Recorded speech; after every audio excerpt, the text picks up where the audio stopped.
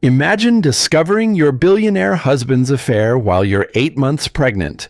Most women would cry, scream, maybe hire a lawyer. Sarah Mitchell did something far more devastating.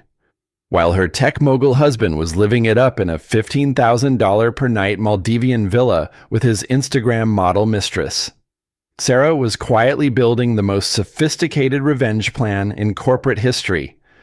By the time David Mitchell received those divorce papers via chartered seaplane, it was already too late.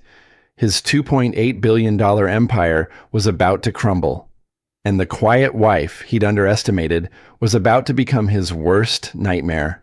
Hit that like button if you're ready for the ultimate betrayal story. Drop a comment with your prediction of how this ends. And don't forget to subscribe because this revenge masterpiece will leave you speechless.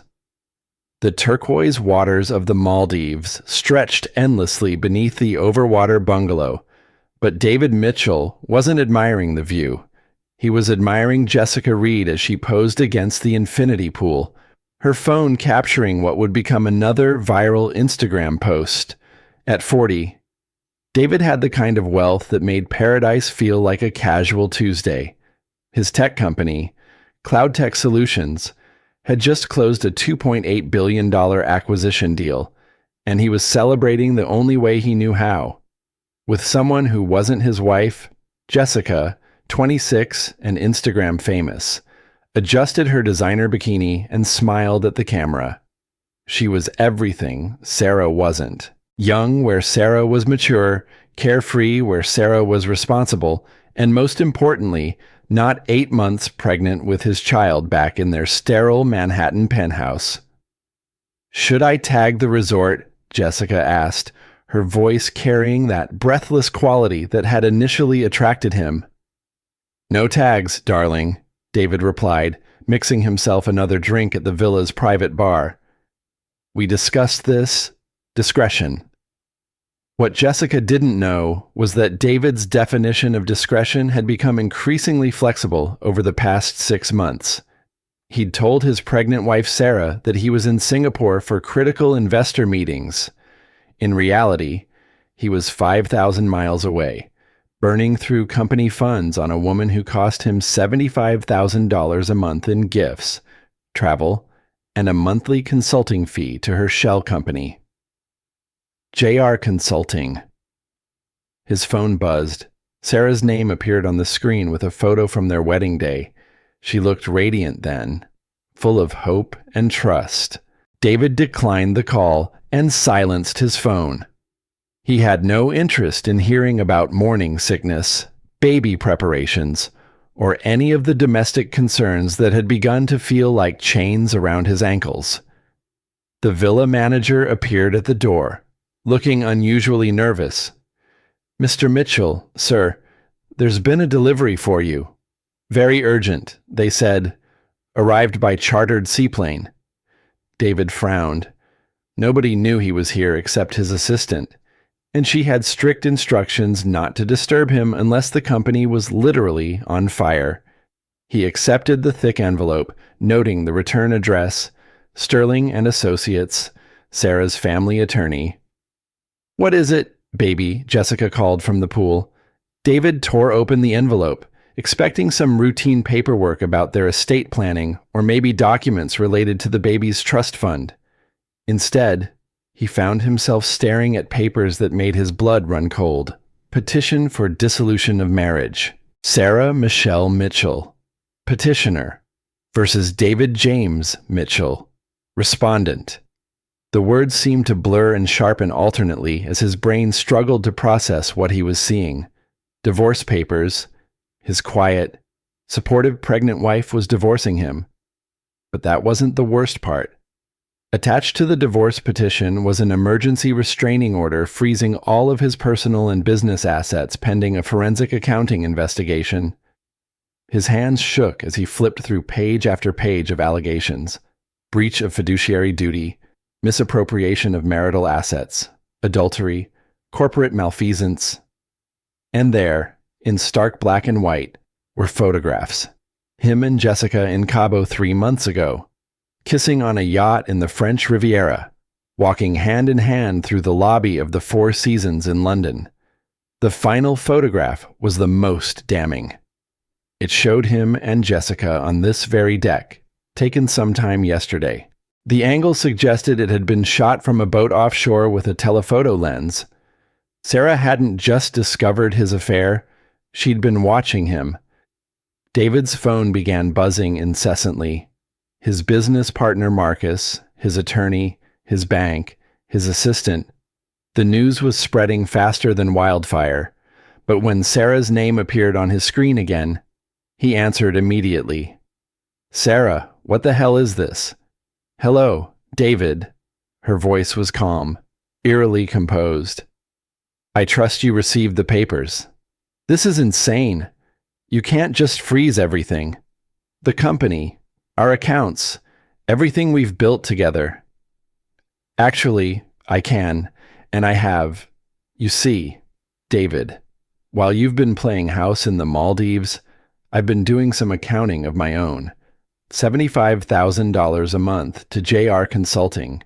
That's Jessica Reed Consulting. Isn't it quite creative? Using company funds to pay your mistress?" David felt the world tilting beneath his feet. How did I find out the same way I found out about the yacht in Cabo, the hotel in London, and the fact that you're currently standing in a $15,000 a night villa that was paid for with our money? You got sloppy, David. Arrogant. You thought I was too trusting, too focused on our baby to notice. You were wrong. The line went dead.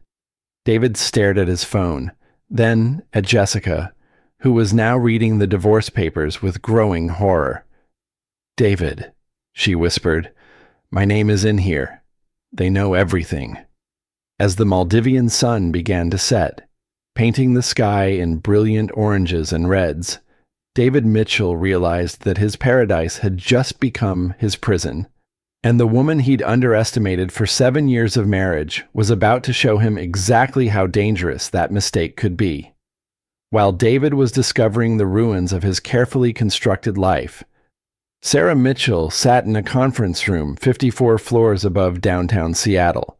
Her hands rested protectively over her 8-month pregnant belly as she watched the city lights begin to twinkle in the evening twilight.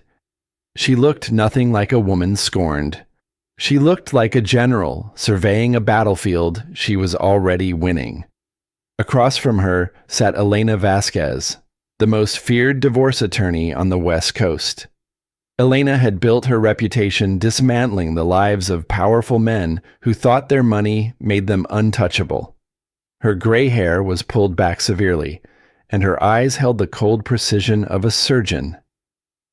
"The papers were delivered 47 minutes ago," Elena said, checking her tablet. "The asset freeze was executed simultaneously across 17 financial institutions, his personal accounts, business accounts, credit cards, even his crypto wallets. Everything is locked down." Sarah nodded slowly. She felt no satisfaction, only the grim determination of someone executing a necessary but unpleasant task. "What about the company?" "CloudTech's board of directors will receive a full briefing tomorrow morning. The evidence we've compiled shows clear misuse of corporate funds for personal expenses. Under the fiduciary responsibility clause in his employment contract, they'll have grounds to suspend him immediately." The fiduciary responsibility clause. Sarah almost smiled, remembering how that had come about 7 years ago, when David was pushing for an aggressive prenuptial agreement to protect his fledgling company. Sarah's father had insisted on adding various protective measures. David had been so eager to get the prenup signed, so confident in his own brilliance, that he'd barely read the final version. That clause stated that as CEO and majority shareholder, David had a legal obligation to act in the company's best financial interests. Any personal conduct that endangered the company's reputation or finances would void key sections of the prenup and open his assets to division in divorce proceedings. Sarah's phone buzzed with a text from her brother Tommy. "Package delivered. He knows."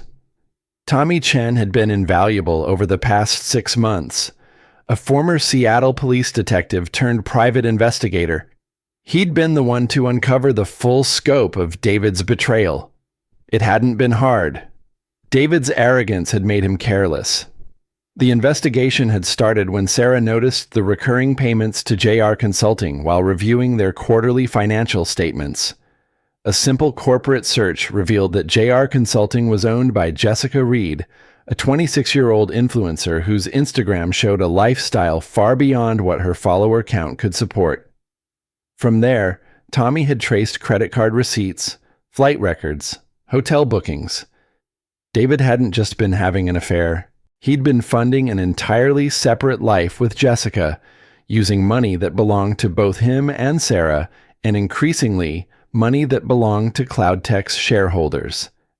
"Sarah," Elena said gently, "I have to ask, are you prepared for how ugly this could get? David is going to fight back, and men like him don't fight fair." Sarah turned from the window to face her attorney. "Elena, my father didn't just leave me money. He taught me that the most dangerous person in any room is the one everyone underestimates. David has been underestimating me for 7 years. Let's see how that works out for him." Her phone rang. David's name appeared on the screen. She let it ring 3 times before declining the call. Then she opened her laptop and began typing. The press release was already drafted, ready to go out to TechCrunch, the Seattle Times, and Forbes simultaneously. The headline read, "CloudTech CEO David Mitchell under investigation for misuse of corporate funds amid personal scandal." The story painted a picture of a brilliant but increasingly reckless executive whose personal indiscretions had put a major tech company at risk. It mentioned the ongoing divorce proceedings and the emergency asset freeze, but positioned Sarah not as a vengeful wife, but as a concerned shareholder taking action to protect the company's future. "The media strategy is crucial," Elena explained. "We control the narrative from day one. David will try to paint you as an hysterical pregnant woman having an emotional breakdown. We're positioning you as the responsible party, acting to protect both your family and the company's thousands of employees." Sarah's laptop chimed with an email from CloudTech's chief financial officer. The subject line read, "Board meeting moved to emergency session tomorrow 8 a.m. Perfect. By morning, David would be facing not just a divorce, but the complete collapse of his professional life. The board members were all experienced executives. They would see the evidence Elena had compiled and reach the obvious conclusion. A CEO who stole company money to fund his extramarital affairs was a liability they couldn't afford. As Sarah prepared to leave the law office, Elena handed her a small device that looked like an ordinary smartphone charger. "What's this, insurance?" Elena replied. "Tommy had it installed in David's home office last month. Every phone call, every video conference, every conversation he's had in that room for the past 30 days is recorded on here. If he tries to destroy evidence or coordinate his defense, we'll know about it." Sarah slipped the device into her purse. She felt a flutter of movement from the baby and placed her hand on her stomach. In 6 weeks, she would give birth to David's child. She intended to make sure that child inherited a legacy built on integrity, not the wreckage of his father's arrogance. The elevator descended 54 floors, carrying Sarah back to street level, but she wasn't descending. She was rising. Rising from the ashes of a marriage built on lies. Rising to claim the power that had always been hers. Rising to protect the future she was literally carrying within her. David thought he was the king of his empire. He was about to learn that queens don't ask for permission to take their thrones. David's hands shook as he tried his banking app for the 5th time.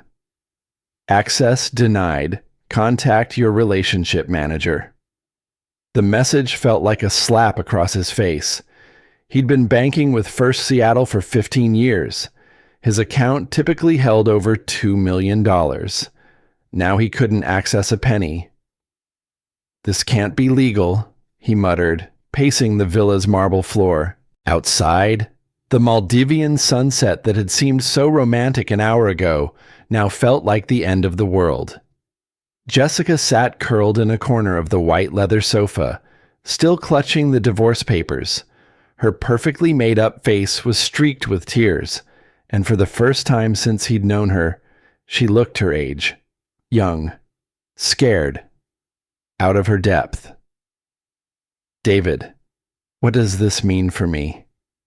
My name is all over these papers. They have photos of us together. My followers, my sponsors. They're going to see this." David barely heard her. He was frantically calling his attorney, Bill Peterson. The call went straight to voicemail. He tried his business partner, Marcus Stone. Same result. His assistant, voicemail. It was as if the entire professional world had suddenly decided he no longer existed. When his phone finally rang, it was Marcus. "David, where the hell are you?" The phones haven't stopped ringing. Forbes, TechCrunch, The Wall Street Journal. "There's a press release from Sarah's attorney saying you're under investigation for embezzlement." "I'm not embezzling anything. I'm the CEO. I built this company from nothing." "Using company funds to pay your girlfriend doesn't look good. David, the board is meeting tomorrow morning. Emergency session. They want answers." David felt ice water in his veins. "Who called the meeting?" "Arthur Westbrook.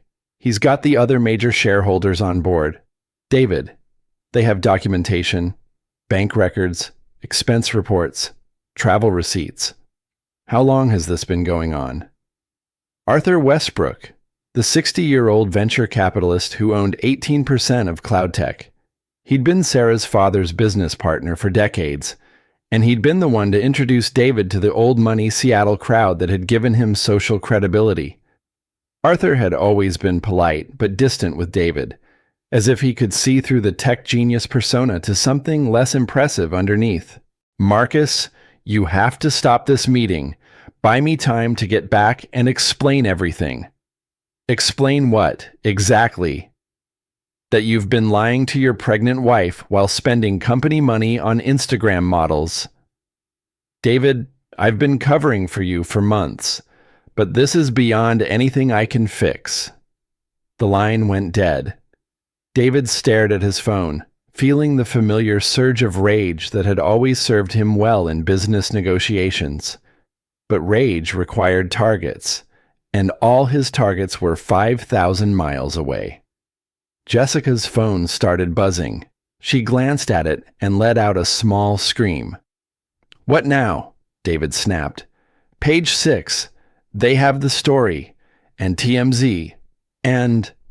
She kept scrolling, her face getting paler with each website.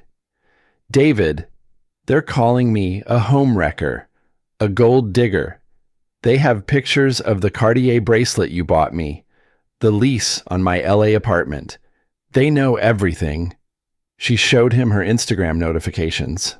Hundreds of comments, all vicious. Her follower count was dropping in real time. Brand partnerships that had taken her years to build were evaporating by the minute. David's business phone rang. The caller ID showed CloudTech's main number. His assistant, probably calling with more bad news. He answered anyway. "David Mitchell's office." "Mr. Mitchell." It was Rebecca, his assistant, but her voice sounded strange, formal. "This is to inform you that by order of the board of directors, your corporate credit cards have been suspended pending the outcome of the emergency investigation. Security will collect your access badges and company devices when you return to Seattle." "Rebecca, it's me, David. What are you talking about?" "Sir, I've been instructed to refer all communications to the company's legal department. Have a good evening." The line went dead. David stared at the phone in disbelief. Rebecca had worked for him for 3 years, She'd arranged his travel, managed his calendar, even helped coordinate his meetings with Jessica. Now she was talking to him like he was a stranger. His phone buzzed with a text from an unknown number. The villa's bill is $14,000 for tonight. Your card was declined. Payment required by checkout tomorrow morning. Jessica looked up from her phone, fresh tears streaming down her face. David, I can't afford to pay for this. My credit cards are maxed out, and with all my sponsorships canceling. David felt a wave of panic unlike anything he'd experienced since the early days of cloud tech, when bankruptcy had seemed imminent every month. But this was worse. Then, he'd been fighting for something. Now, he was watching everything he'd built crumble in real time. He tried calling Sarah again. This time, she answered on the first ring. Hello, David. Sarah, please. We can work this out. Whatever you think you know. I know you transferred $75,000 a month to Jessica Reed's consulting company. I know you used the corporate jet for personal trips with her 8 times in the past 6 months. I know you charged a $40,000 weekend in Dubai to the company's entertainment budget when you were supposedly at a tech conference in Austin. Each fact hit him like a physical blow. The meticulous detail of her knowledge was terrifying. I know about the Cartier bracelet, the lease on her apartment, the Porsche you're buying her for her birthday next month. I know about the secret investment account in the Cayman Islands where you've been moving money you plan to hide in our divorce. Shall I continue? David's mouth went dry. The Cayman account was his nuclear option. Money he'd hidden away in case cloud tech ever failed. Sarah wasn't supposed to know about it. Nobody was supposed to know about it. How? You really want to know your home office isn't as private as you think. Every call you've made, every video conference, every conversation with Marcus about hiding assets and planning to leave me after the baby was born. I have recordings. David, hours of them. The villa felt like it was spinning. David gripped the marble countertop to steady himself. You can't use recordings without my consent. That's illegal. Sarah's laugh was cold and sharp. Actually, Washington is a one-party consent state. And technically, I was the party who consented. The recordings were made in my home, which makes them completely admissible in court. Sarah, please, think about the baby. Our child deserves to have a father who doesn't steal from his own company to fund his affairs. Goodbye, David. The call ended. David looked around the villa that had seemed like paradise an hour ago. Now it felt like a very expensive prison cell. The walls were closing in, and for the first time in his adult life, David Mitchell had no idea how to escape. The next morning arrived with the brutal efficiency of a Seattle winter storm. David had spent the night staring at the ceiling, his mind racing through increasingly desperate scenarios. Each potential escape route led to a dead end. His assets were frozen. His corporate accounts were locked. Even his personal credit cards had been suspended. Jessica had retreated to the villa's second bedroom after a vicious fight that ended with her screaming that he'd ruined her life. She wasn't wrong. Her Instagram account had lost 30,000 followers overnight. The comments section had become a cesspool of judgment and ridicule. Brands were canceling partnerships faster than she could answer emails. David's phone showed 47 missed calls and 218 unread emails. Most were from journalists wanting his side of the story. A few were from business associates offering lukewarm support that felt more like obituary condolences. At exactly 8 a.m. Seattle time, David called into the Cloud Tech board meeting. He couldn't be there in person, but the company bylaws allowed remote participation in emergency sessions. He expected hostility, but he thought he could still salvage something. He'd built cloud tech from a two-person startup in his garage to a company valued at nearly $3 billion. Surely that counted for something. Arthur Westbrook's voice was arctic when he opened the meeting. David, thank you for joining us remotely. I trust you understand why we've called this emergency session. Arthur, I understand there are concerns about some personal expenses, but I think we're all overreacting. These are minor accounting issues that can be resolved quickly. Minor. The voice belonged to Patricia Hernandez, CloudTech's chief financial officer. David, we've completed a preliminary audit. Over the past 18 months, you've transferred more than $1.3 million in company funds to personal accounts and shell corporations. That's not a minor accounting error. That's systematic embezzlement. David felt the blood drain from his face. 1.3 million. He'd known the number was substantial, but hearing it stated so bluntly made it sound enormous, criminal. Those were legitimate business expenses, entertainment, client development, strategic partnerships. Strategic partnerships with Jessica Reed. Arthur's voice could have frozen the Maldivian Ocean. David, we have the receipts. Hotel suites in Paris, charged to the client entertainment budget when no clients were present. Private jet flights to Cabo for, quote, market research, unquote. The Cartier jewelry purchase, coded as executive gifts. Margaret Torres, the board's longest-serving member, spoke next. Her voice carried the authority of someone who'd survived 3 economic crashes and countless corporate scandals. David, beyond the financial irregularities, there's the matter of the company's reputation. We're getting calls from major clients asking if their data is secure with a company whose CEO can't be trusted with expense accounts. The PR department is fielding interview requests from 60 Minutes.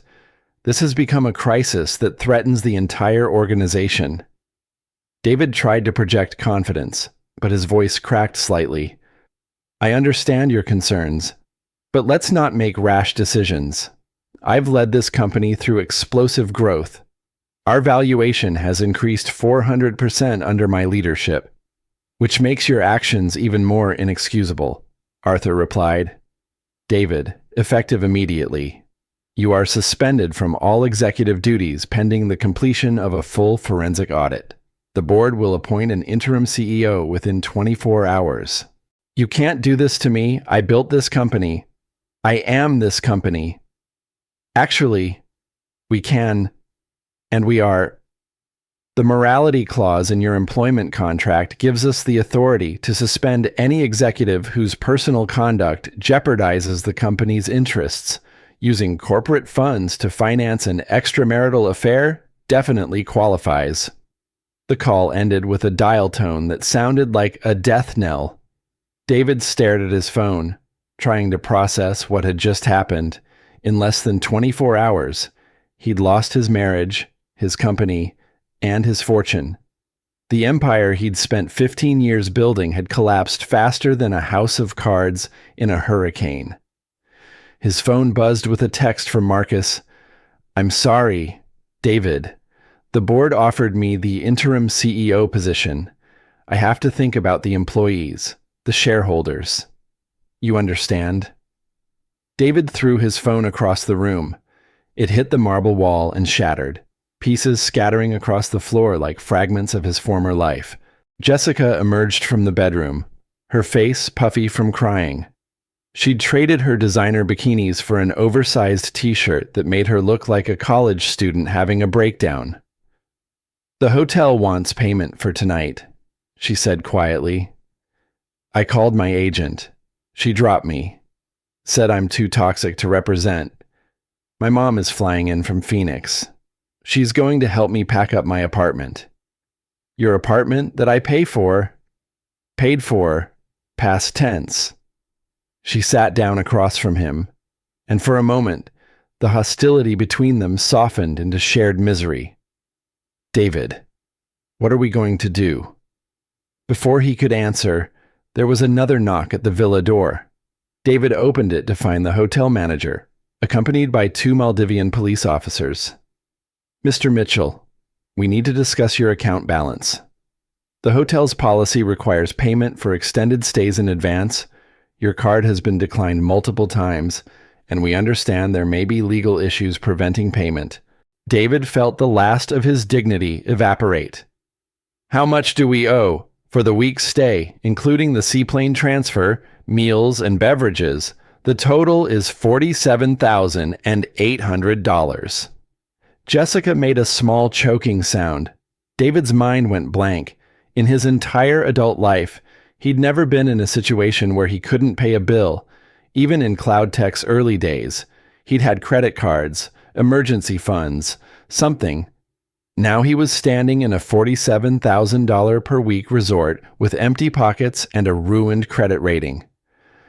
"I'll need to make some calls," he said weakly. The hotel manager's expression was professionally sympathetic but firm. "Of course, sir. We can arrange transportation to the airport whenever you're ready to depart. The next commercial flight to Seattle departs tomorrow afternoon." Commercial flight. The words hit David like a slap. He'd flown private for so many years that he'd forgotten what commercial travel felt like. Economy class, security lines, crying babies, and cramped seats.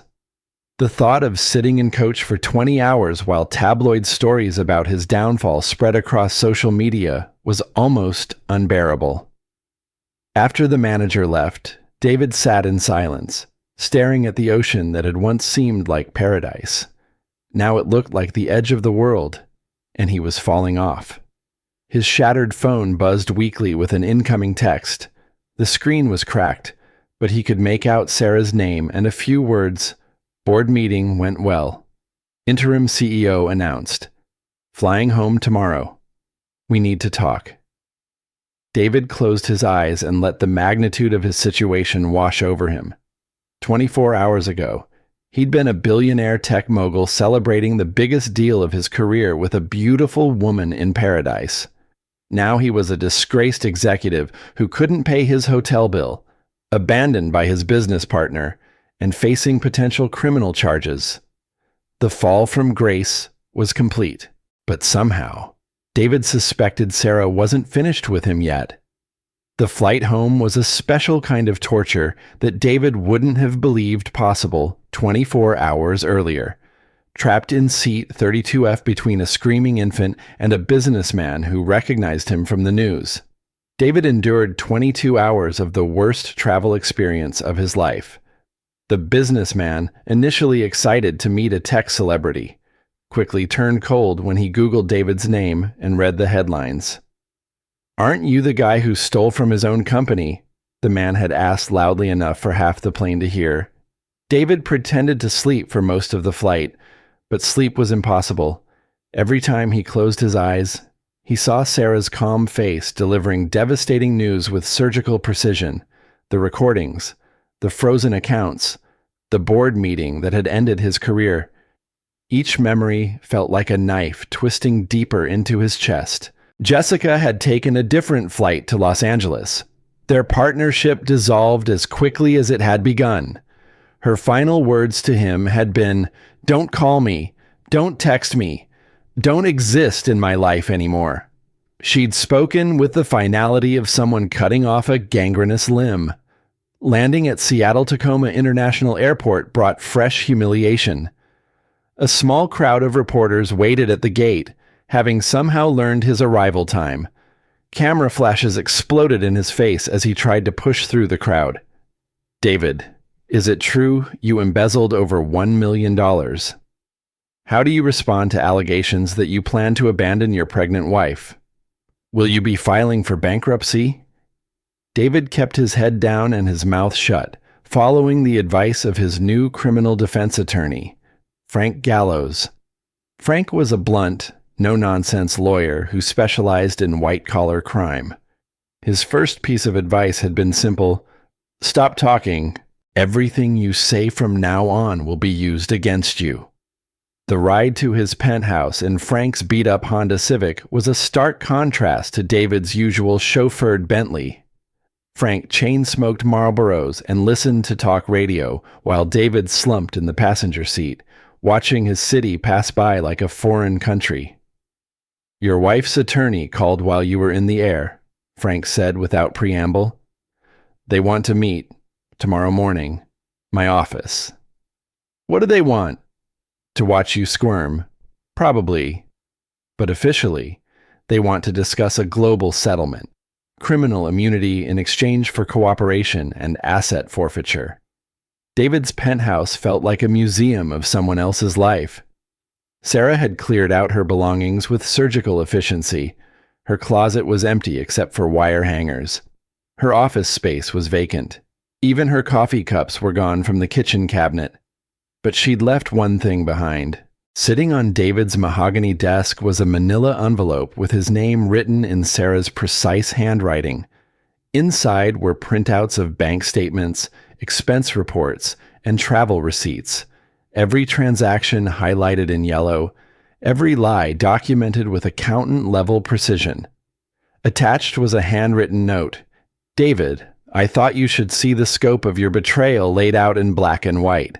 The total amount stolen from our marriage and your company is $1.7 million over 18 months. The average American family makes $50,000 per year. You spent their entire salary every month on your affair. I hope she was worth it. Sarah." David poured himself 3 fingers of 25-year-old scotch and tried to process the number. 1.7 million. It sounded enormous and impossibly small at the same time. Enormous because it represented actual theft, money taken from shareholders and employees. Small because it was a fraction of his net worth just 3 days ago. His doorbell rang. David opened it to find Tommy Chen, Sarah's brother, holding a cardboard box. "Some things you left at Mom's house," Tommy said, his expression unreadable. "Sarah thought you might want them back." Inside the box were photos from their wedding, a watch Sarah had given him for their 5th anniversary, and a leather journal she'd bought him during their honeymoon in Italy. At the bottom was an ultrasound photo dated 2 weeks ago. Their baby, a boy, healthy and due in 6 weeks. "She doesn't want you at the birth," Tommy said quietly. "Hospital security has your photo. You try to show up. You'll be arrested for trespassing." David stared at the ultrasound image. His son. A child who would grow up knowing his father as a criminal, a cautionary tale, a source of shame. "Tommy, can I ask you something? How long has she known? About Jessica? 6 months. About the money? 4 months. About your plan to divorce her after the baby was born and claim she was mentally unstable. 2 months." David's head snapped up. "What plan I never planned to—" "Cut the shit, David." Tommy's voice was flat, professional, cop voice. "I've got recordings of you and Marcus discussing strategy, how you'd claim postpartum depression made her unfit, how you'd get custody and minimize her settlement, how Jessica was supposed to be your fresh start." The scotch turned to acid in David's stomach. Those conversations had happened, late at night in his office when he thought he was safely alone, planning for contingencies that now seemed like the fantasies of a madman. "Here's what you need to understand," Tommy continued. "Sarah isn't angry. Angry people make mistakes. Sarah is methodical. She's been building a case against you for months, brick by brick. Every phone call recorded, every financial transaction traced, every lie documented. Why are you telling me this? Because she's my sister, and I love her.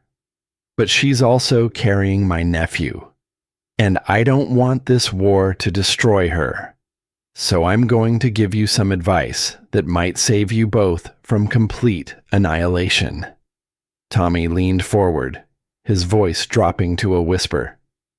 "Tomorrow morning, when you meet with her attorney, you're going to sign whatever they put in front of you. You're going to agree to every term, accept every condition, and transfer every asset they demand. Because if you fight this, if you drag it out in court, she will destroy you so completely that your own mother won't recognize what's left. I have rights. I built that company. You stole from that company. The FBI is opening a criminal investigation.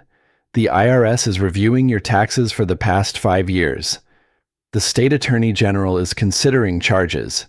Your only hope of avoiding prison is Sarah's mercy. Tommy stood to leave, then paused at the door. For what it's worth, David, she loved you, really loved you.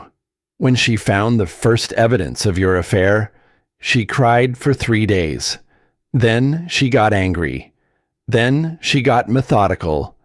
You broke the heart of the wrong woman. Alone in his empty penthouse, David sat surrounded by the fragments of his former life. Outside, Seattle sparkled in the evening light, a city full of ambitious people chasing the kind of success he'd once possessed. Inside, the silence was deafening. His phone, cracked but still functional, buzzed with a text from Sarah.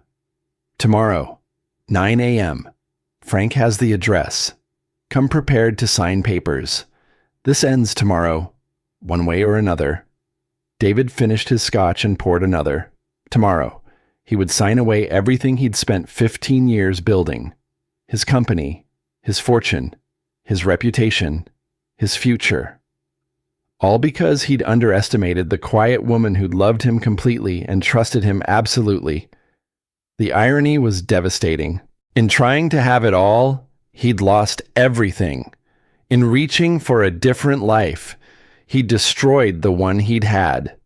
The penalty for his betrayal wasn't just losing Sarah, it was losing himself. Frank Gallo's law office looked exactly like David had expected: fluorescent lighting, coffee-stained carpet, and the faint smell of desperation that seemed to permeate every criminal defense attorney's workspace. At 9 a.m. sharp, David sat across a scarred conference table from Sarah and her legal team.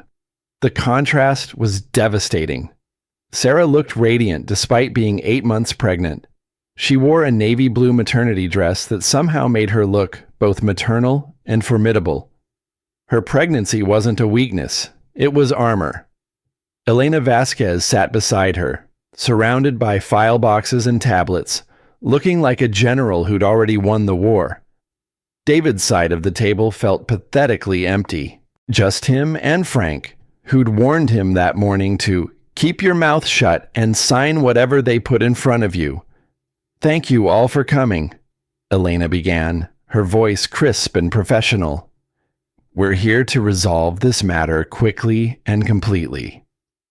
David, we're prepared to offer you a settlement that keeps you out of federal prison.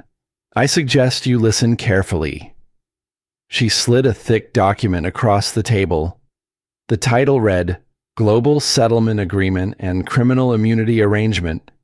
The terms are non-negotiable, Elena continued. First, you will resign from all positions at CloudTech and surrender your stock options. Second, you will transfer all assets acquired during the marriage to Sarah, including the penthouse, the vacation homes, the art collection, and all investment accounts. David scanned the document, his heart sinking with each paragraph. This is everything. You're taking everything. We're taking what was always ours. Sarah spoke for the first time, her voice calm and steady. The company was built with my family's initial investment. The penthouse was purchased with our money. The art collection was funded by our joint assets. I'm not taking anything. David, I'm keeping what belongs to me and our son.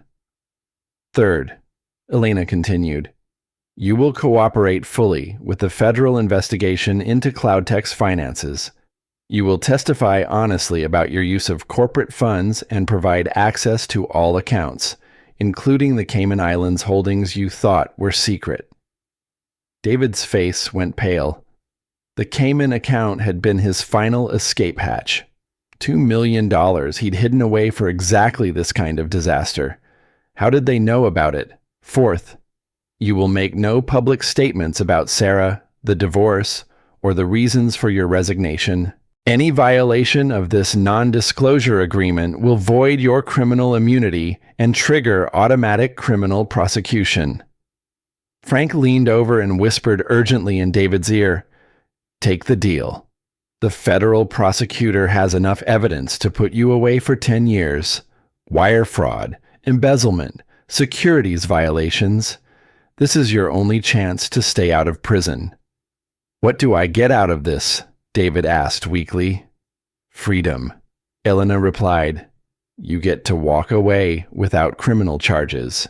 You get to start over somewhere else with whatever money you can earn legitimately. Most importantly, you get to maintain some relationship with your son, assuming you can prove you're worthy of it." Sarah placed a photo on the table.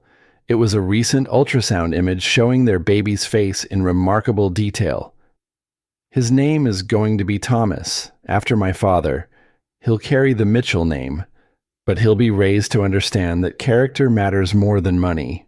David stared at the image of his son and felt something break inside his chest. This child would grow up knowing that his father was a criminal, a cautionary tale, a source of shame. The legacy David had imagined building for his family had become a nightmare. "There's one more thing," Sarah said quietly. She reached into her purse and pulled out a small digital recorder. "I want you to hear something." She pressed play. David's own voice filled the room, recorded crystal clear from his home office. "The prenup is bulletproof. Marcus, Sarah gets the penthouse and a modest allowance, but she'll never touch Cloud Tech. And once Jessica and I are married, I'll have a fresh start with someone who actually understands my ambitions." David felt sick. He remembered that conversation, recorded just 6 weeks ago when he'd thought he was safely alone in his office. "Here's another good one," Sarah said, fast-forwarding to a different section. "Sarah's so focused on the baby that she doesn't pay attention to anything else. I could be stealing millions and she wouldn't notice. Actually, I have been, and she hasn't noticed." His recorded laugh was cruel and dismissive. Sarah stopped the recording and looked directly at David. "I heard every word, David. Every plan you made to destroy me. Every cruel joke at my expense. Every lie you told about loving me while planning to abandon me." The room fell silent except for the hum of fluorescent lights. David felt exposed, stripped bare of every defense and excuse he'd constructed over the past months. "I have 47 hours of recordings like this," Sarah continued. "Enough to destroy any public sympathy you might hope to generate, enough to prove premeditation in your theft, enough to show that this wasn't a momentary lapse in judgment, but a deliberate campaign to defraud your wife and your company." Elena slid a pen across the table. "Sign the agreement. David, accept responsibility for your actions and move forward with whatever dignity you have left." David picked up the pen, his hand trembling slightly. With each signature, he was signing away 15 years of work, hundreds of millions of dollars, and any chance of maintaining his former life. But the alternative was federal prison, and he'd seen enough true crime documentaries to know how white-collar criminals fared behind bars. When he finished signing, Sarah stood up slowly, her hand resting on her pregnant belly. "David, I want you to understand something. This isn't revenge. This is consequences. For 18 months, you stole from our marriage, our company, and our future. You planned to abandon me when I was most vulnerable. You betrayed every promise you ever made to me." She paused, her voice softening slightly. "But despite everything you've done, I don't hate you. I pity you. You had everything a person could want: a successful company, a loving wife, a child on the way, financial security beyond most people's dreams. And you threw it all away for what, a 26-year-old who recorded your conversations and sold you out the moment things got difficult. David couldn't meet her eyes. The truth of her words was devastating because it was so complete. I hope you learn something from this. David, I hope you become the kind of man our son can eventually be proud to call his father. But that's going to take years of work. And it starts with you accepting responsibility for the choices that brought you here. Sarah gathered her papers and headed for the door, then stopped and turned back. Oh, and David Cloudtech's board voted unanimously this morning. I'm the new permanent CEO. The company you built from nothing is going to thrive without you. I thought you should know. The door closed behind her with a soft click that sounded like the end of an era. David sat in the empty conference room, surrounded by the legal documents that had just dismantled his life, and finally understood the magnitude of his miscalculation. He hadn't just underestimated Sarah, he'd never known her at all. The supervised visitation center in downtown Seattle was designed to be neutral and non-threatening, with cheerful children's artwork on the walls and toys scattered across carpeted play areas. Sarah arrived 15 minutes early, carrying 4-month-old Thomas in his car seat and a diaper bag that felt heavier than it should. Thomas was alert and curious, his dark eyes taking in everything around him with the intense focus of someone experiencing the world for the first time. David was already there, sitting in one of the plastic chairs typically reserved for parents waiting for court-ordered visits.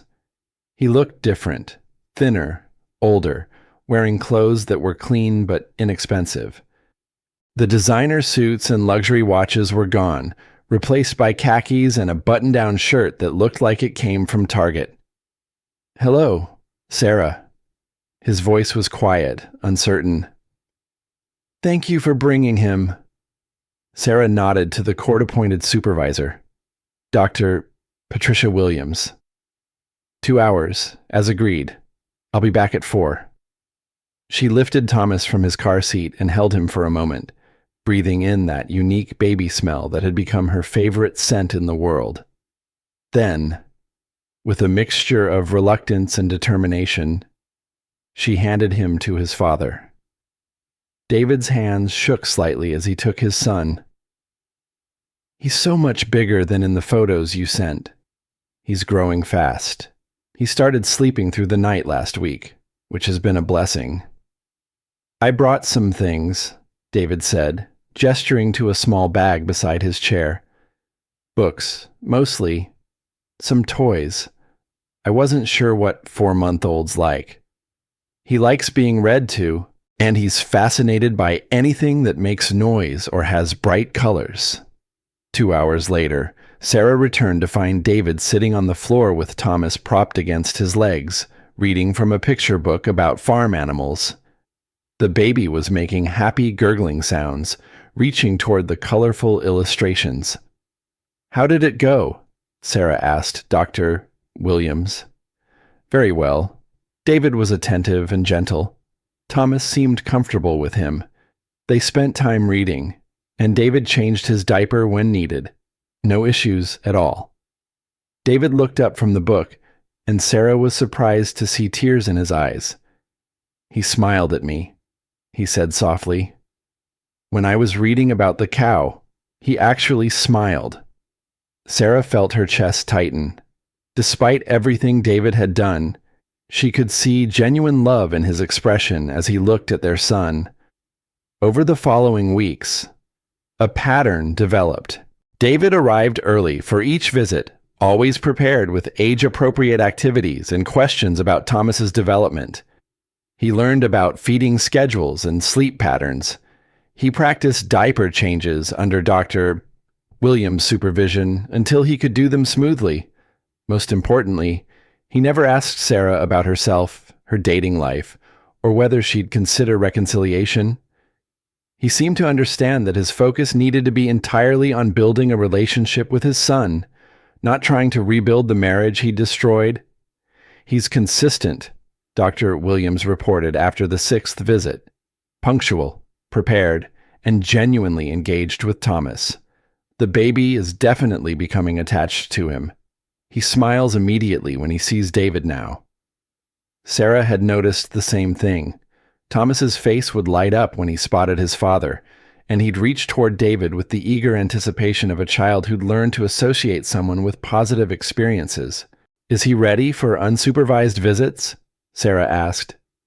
"I think we could try supervised visits in your home environment soon. See how David handles a less structured setting." The idea of having David in her house felt overwhelming. The home she'd created for herself and Thomas was her sanctuary, the space where she'd rebuilt her life after the divorce. Letting David into that space felt like giving him access to her healing process. But as she watched David reading to Thomas, both of them completely absorbed in the story of a little engine that could, Sarah realized that her son's well-being had to take priority over her own comfort. Thomas deserved to have a relationship with his father. And that meant Sarah would have to continue navigating the complicated emotions of co-parenting with someone who'd betrayed her completely, but who seemed genuinely committed to redemption. "Let's try a home visit next week," she decided. 2 hours, with Dr. Williams present. David looked up from the book, hope and gratitude evident in his expression. "Thank you, Sarah. I know how hard this must be for you." "It's not about me anymore," Sarah replied. "It's about him." 1 year later, Sarah stood at the floor-to-ceiling windows of CloudTech's executive conference room, but this time she wasn't alone. Thomas, now 15 months old and walking with the determined wobble of a new toddler, was exploring the child-proofed corner she'd set up for him. The board meeting had just concluded with CloudTech's best quarterly results in company history. "Revenue up 42% year over year," Marcus announced, grinning broadly. "Employee retention at 96%, and we just landed the Morrison Industries contract that David spent 3 years chasing unsuccessfully." Sarah smiled, bouncing Thomas on her hip as he babbled happily and reached for her earrings. "It's almost like ethical leadership is good for business." The room erupted in laughter. The transformation of CloudTech's culture over the past 18 months had been remarkable.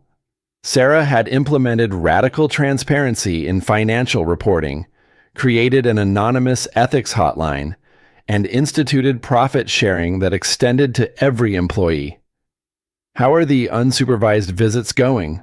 Tommy asked, bouncing his nephew on his knee while reviewing security reports. "Really well. David picks him up every Saturday morning and brings him back Sunday evening.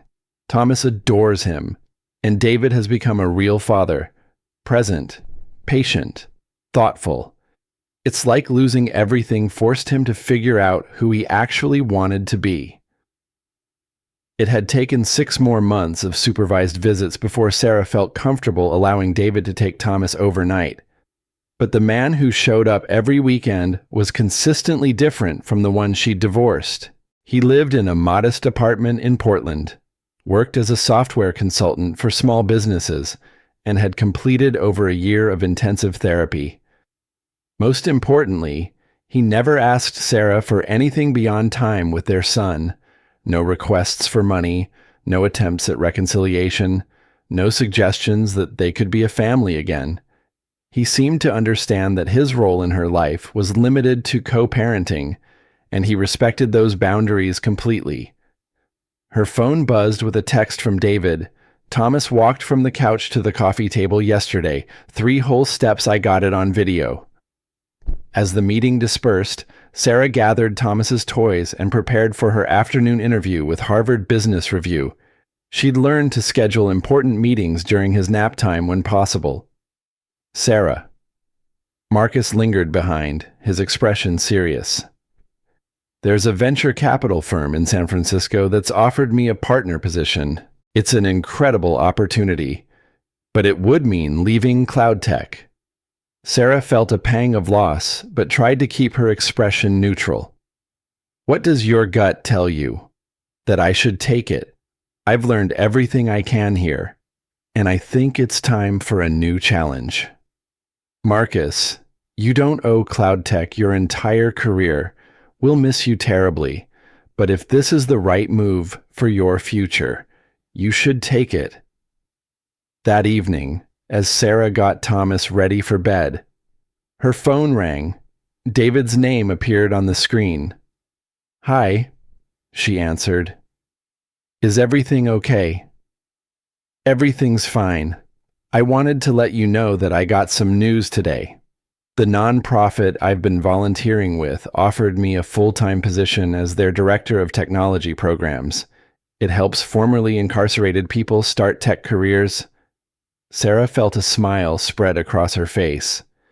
"David, that's wonderful. It sounds perfect for you." "I think it is. I wanted to make sure it wouldn't interfere with my time with Thomas. Though, of course not. I think it's important for him to see his father doing meaningful work. You should take it."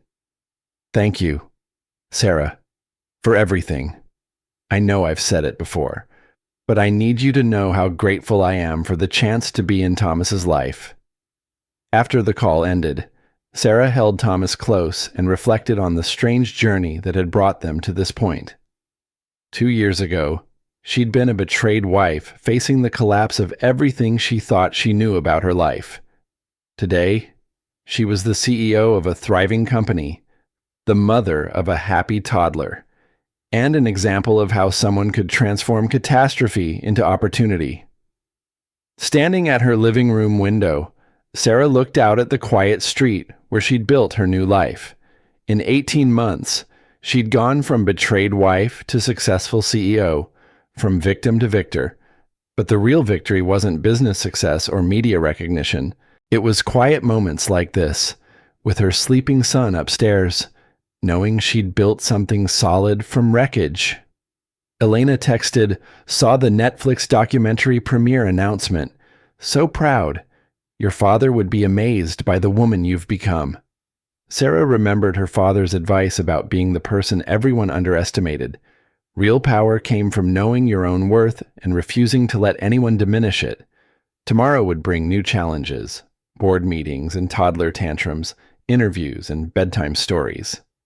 But tonight, Sarah felt completely at peace and optimistic about her future. She'd learned that sometimes the worst thing that happened was also the best, because it forced you to discover who you really were. She'd thought she was just David's wife, a supporting character. Instead, she discovered she was the hero of her own story, capable of building an empire while raising a son, leading with strength and compassion, transforming betrayal into wisdom. 2 years after that devastating day in the Maldives, Sarah stood before 500 women leaders at the Seattle Convention Center, Thomas playing quietly backstage with Tommy. Her keynote speech had just concluded to thunderous applause. "The question isn't whether you'll face betrayal or crisis," she'd told the audience. "The question is whether you'll let it define you or refine you. I chose refinement." Cloud Tech was now valued at $4.2 billion. The Netflix documentary had won 3 Emmy nominations. Harvard Business School taught a case study called The Mitchell Method: Ethical Leadership in Crisis. But Sarah's greatest achievement toddled toward her on unsteady legs, arms outstretched, shouting, "Mama." David arrived for his weekend pickup, carrying Thomas's overnight bag and wearing the quiet confidence of a man who'd found his purpose. His nonprofit had helped over 200 formerly incarcerated individuals launch tech careers. "Ready for our camping trip, buddy?" David asked, lifting Thomas. "He's excited." Sarah smiled. "First time in a tent. I'll send photos." And Sarah, "Thank you for believing I could become someone worthy of his love." Watching them leave together, Sarah felt the profound satisfaction of a job well done, not the corporate success or media recognition, but the harder work of forgiveness, co-parenting, and building something beautiful from broken pieces. That evening, Sarah sat in her garden while Thomas napped, working on her memoir's final chapter. The book would be titled "Underestimated: How Betrayal Taught Me My Own Power." She wrote, "David's betrayal didn't destroy me. It revealed me. Every lie he told, every dollar he stole, every moment he underestimated my intelligence was actually a gift. It forced me to stop playing supporting character in someone else's story and become the hero of my own." The tech billionaire's Maldives betrayal had indeed been the end of Sarah's old life, but it had also been the beginning of her real life, one built on truth, integrity, and the unshakable knowledge that she was far more powerful than anyone, including herself, had ever imagined. As the Seattle sunset painted the sky in brilliant oranges and reds, Sarah closed her laptop and smiled. Tomorrow would bring new challenges and opportunities. But tonight, she was exactly where she belonged, home, at peace, and finally, completely herself. The woman who'd been served divorce papers in a Maldivian paradise 2 years ago couldn't have imagined this life. But the woman she'd become had built it deliberately, brick by brick, decision by decision, choosing hope over bitterness and growth over revenge. In the end, David's betrayal hadn't destroyed her. It had set her free to become who she was always meant to be.